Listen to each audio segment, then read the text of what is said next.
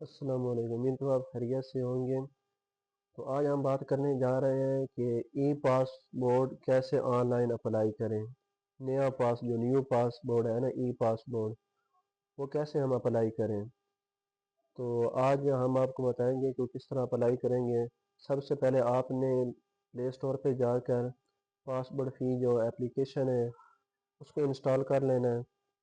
تو میں نے یہاں پر انسٹال کر لی ہوئی ہے، تو میں یہاں سے اوپن کر دیا سمپل۔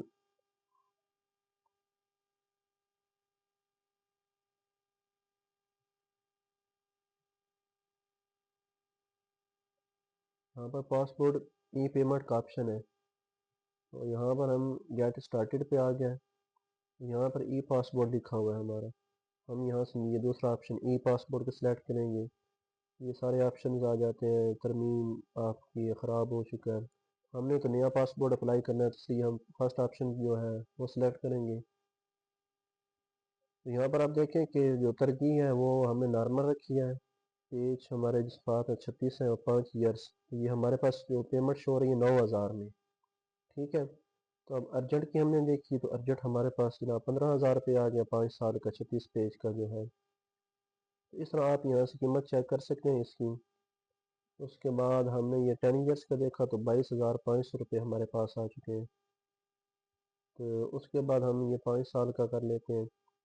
تو یہاں سے میں اب نارمل جو ہے وہ سلیکٹ کروں گا۔ یہاں پر کنٹینیو کے آپشن پہ آپ نے کلک کرنا ہے، ادھر یہ جو اوپر ہے نا ایرو کا نشان، ادھر آپ نے کنٹینیو پہ کلک کرنا ہے اور یہاں پر پروسیڈ کرنا ہے۔ ادھر آپ نے جو ہے نا اپنا جو بھی ہے آپ کا آفس یا آپ کا ریجنل جو بھی ہے آپ نے اس سے سلیکٹ کر لینا ہے۔ میں یہاں سرگودا سلیکٹ کروں گا۔ ادھر آپ نے اپنا نیم لکھ لینا ہے۔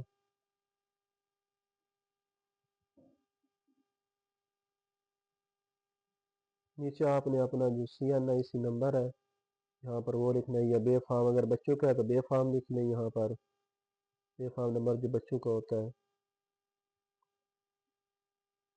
اس کے علاوہ آپ یہ دوبارہ یہاں سر نیچے جو ویریفائی CNIC، دوبارہ جو آپ نے اوپر CNIC بے فارم نمبر لکھا ہے وہ دوبارہ آپ یہاں پر لکھیں گے، اور اس کے بعد جو آپ کی جی میل ہوگی وہاں پہ آپ نے یہ انٹر کر دینی ہے۔